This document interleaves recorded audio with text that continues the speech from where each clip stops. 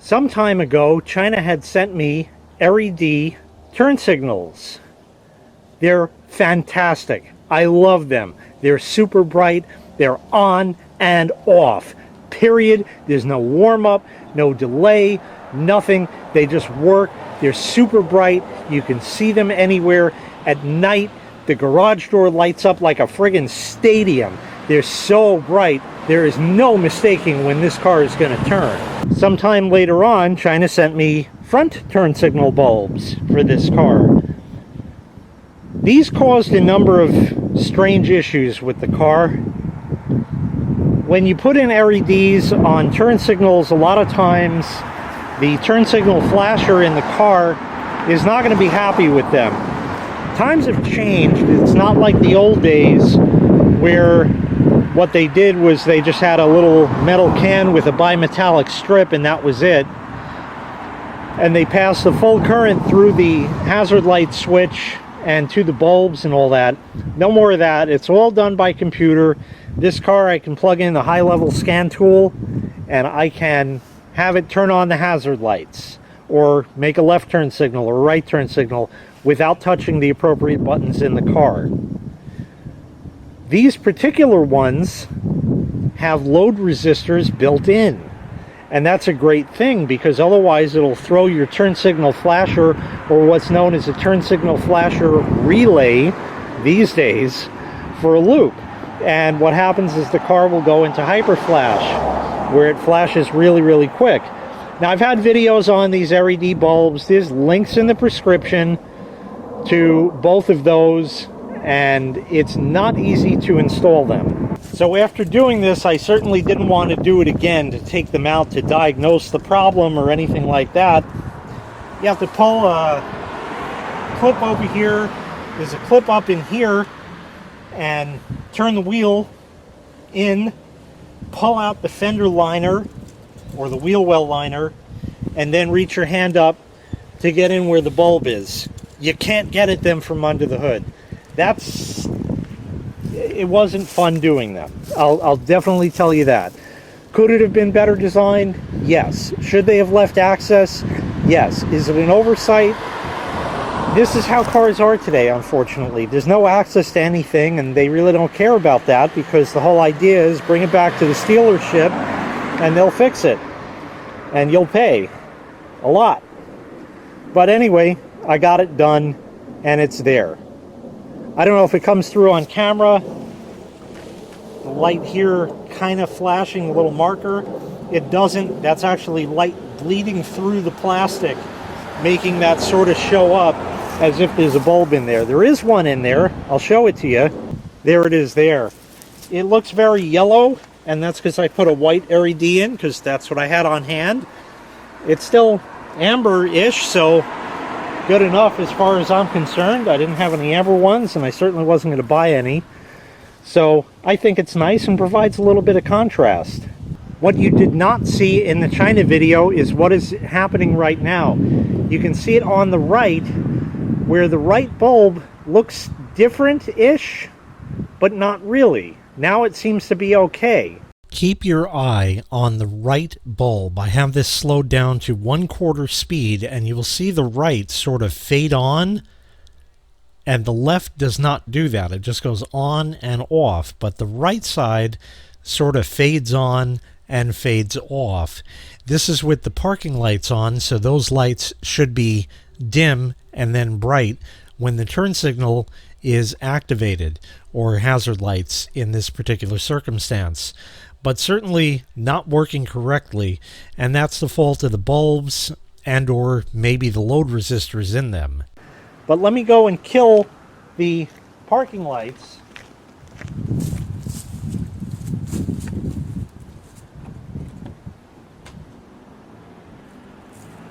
And those are still operating just fine. Let me shut that and put the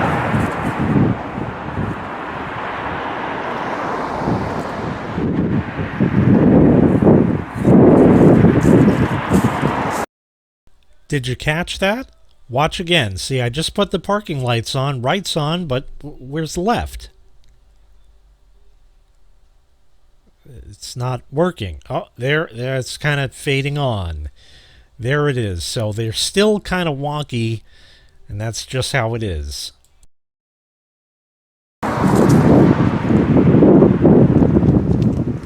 They're working. They were not on before like they should be. So these bulbs are a little wonky, and like I said, they caused all sorts of issues for me. I'll tell you about one of them and then yet another. I don't know how well this is going to show. Let me turn the ignition on, and I'll put the radio on, and you should see the display light up. See how it lit up? Oh, we can't do that. If I shut it off, it goes out. And with it on, it lights up. Now obviously you see it a lot better in the nighttime, but I was out during the day after putting those bulbs in, and this would start lighting up, get brighter, brighter, and then go out. Start lighting up, get brighter, brighter, and then go out. And start lighting up, get brighter, brighter, go out. I do not know if that was related at all to the turn signal bulbs that I put in the front. I had no problems with the back ones, but the front ones not too good. I don't know really exactly what the story was with that. I'll shut the blower off because I don't need that. The fix that I had for it was to turn the brightness for all of the instruments up. I had set the brightness down as far as I could still see it during the day because I figured it would last longer that way. But I didn't know, I don't know if that actually is going to make any difference in the long run. I was hoping it would, but anyway, after putting those bulbs in, I had noticed that problem. Now, was that problem occurring beforehand? That is entirely possible. I don't know, and the only way for me to verify would be to pull away the wheel well and get in there and pull those damn bulbs out and put the regular incandescent ones back in. Not something that I wanted to do just to find out. And even if I did, then what? So it didn't leave me with much there. But I had yet another issue that didn't pop up with these turn signal bulbs later on. And that was when I would go to make a turn. Now, I can do it, and obviously it works fine. Okay, and it works fine. There's absolutely nothing wrong with it. The hazard lights, that works fine as well. The problem was when it was really, really freezing cold out, the built-in load resistors didn't want to seem to work, or the way the bulb was constructed, just something. And even though everything was fine, it would go into hyperflash. So I had hyperflash going on everywhere. Not good, not something I was happy with. It was kind of nice to be a ricer for a little bit, but I didn't want the cops to get involved with nothing, so I figured it would be best if I try to correct that. How you correct that, the proper way, is to install load resistors. Now, there are two wires going to the turn signal LEDs in that bulb. There are 3 wires total. One is a common, one is the parking lights, and the other is the turn signal. So you go between these two over here, right across them, just like short across them with the load resistor. That'll put more of a load on it and make the car think that everything is okay. The other option is to change the turn signal flash or relay, and I did not want to do the Abraham 23 route and change that because I don't know how to do wiring. I didn't want to put the load resistors in for 2 reasons. One is I didn't want anything to corrode, and I don't use and never really did use any Scotch locks and how that'll corrode in time. And yes, I could strip back the insulation and solder it and heat shrink it and all that, but I figured, if there might be a better way where I don't have to harm any of the car's wiring, that would be a better option. So that was one.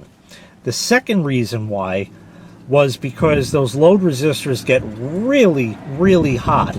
And if they're anywhere in there mounted to plastic, it can melt the plastic if it's on for an extended period of time.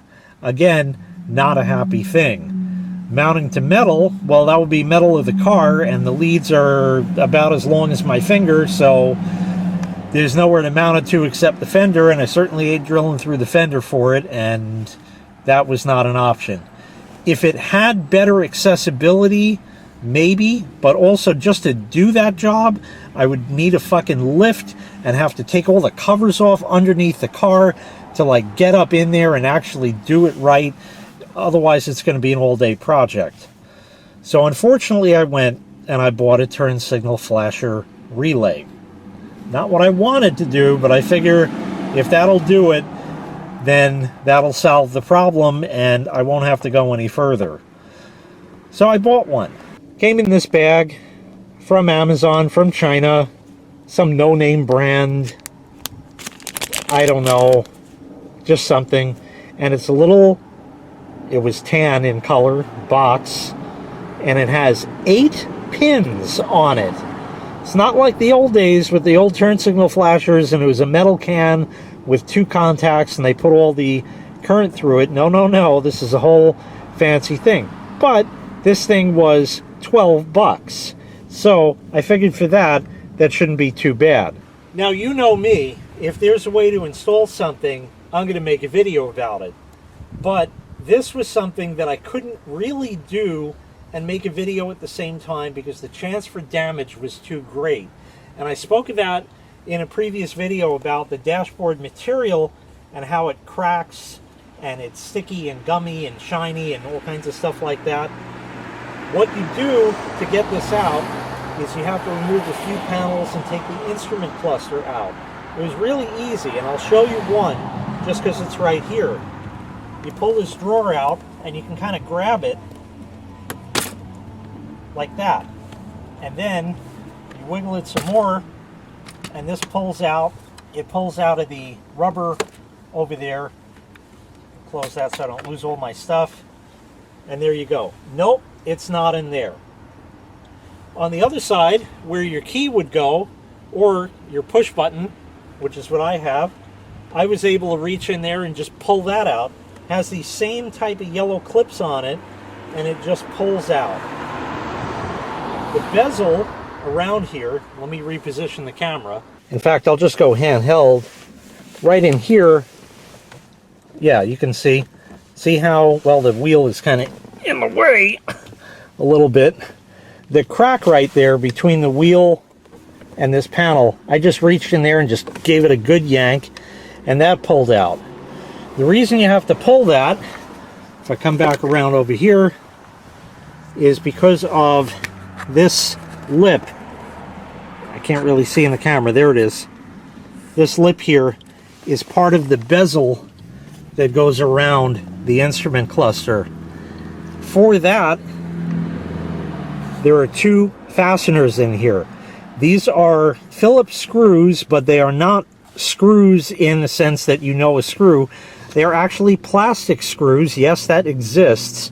And that's because they are plastic, what I call mushroom fasteners. As you screw the screw in, it mushrooms out the prongs on it. There are 4 prongs and they come outwards, and that's what holds it. So I remove those 2, and then you have to pull the bezel out. You pull out at the bottom over here, and then it comes out. You'll lower the steering wheel, you'll pull it towards you, and that way you can weasel it out, and it's precarious only in my particular circumstance because of the dashboard.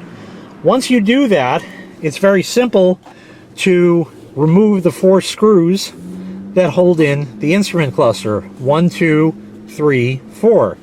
And then after those are out, you pull out at the bottom of the instrument cluster and sort of work it so you can get it pushed over in this neck of the woods here. And right behind the tachometer, in there just a little bit, is the module. So really not a big deal to get to. The only tools I needed were a Phillips screwdriver. It couldn't have really been much easier than that. Anyway, that module is mounted to a metal frame in the car, I couldn't get that clip out. So I decided that I would leave the old module there, and I was able to fortunately get the connector out of it, and I plugged the new one in. And now everything works. So make a left turn, it works. Make a right turn, it works. No hyperflash. Turn on the hazard lights, it works. No hyperflash. No problem. Everything's all good. With the lights on, that's when it would typically do the hyperflash. And again, left turn signal is fine. Right turn signal is also fine. And again, the hazard lights are fine. So that's all great, and it seems to have solved the problem. So thanks so much for what. That's not the end of the video. I ended up with a feature that was not documented on the Amazon listing page for this relay. This relay added flash to pass. So I got an upgrade while I was at it. So now if I flick that, all right, I just screwed up, so we'll take that again. And right.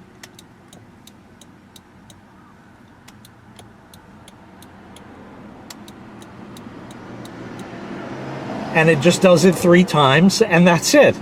So I got an unintentional or unintended upgrade while I was at it.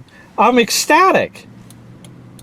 That's awesome. I've never had a car that had that, and this $12 relay, just for that, that's worth 12 bucks right there. That's worth the price of admission. So it solved my problem and gave me flash to pass, which is pretty awesome on top of that. Didn't know that was going to happen. It was a happy accident, if you will.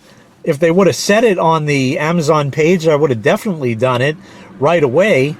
But yeah, that's pretty cool. So everything now works, and that's really it. I just have to put this panel back in, so I'll show you that just to do it. Oh, and before I get out and show you that, I did, of course, incur some damage while doing this because of the material the dashboard is made out of. Little tiny crack or line right there, and a little scuff there. If I didn't tell you about it, you wouldn't notice it. And one other thing as well.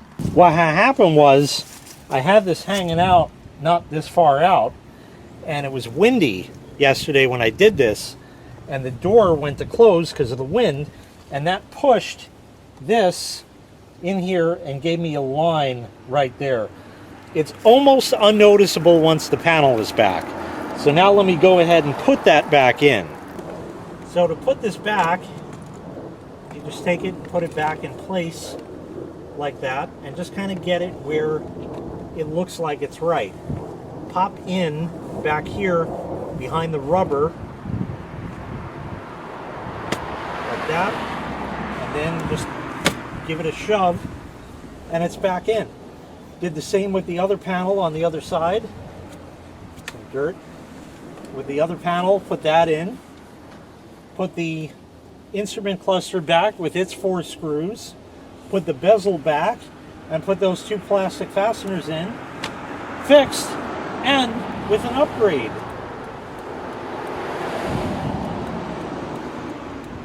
So that's pretty awesome.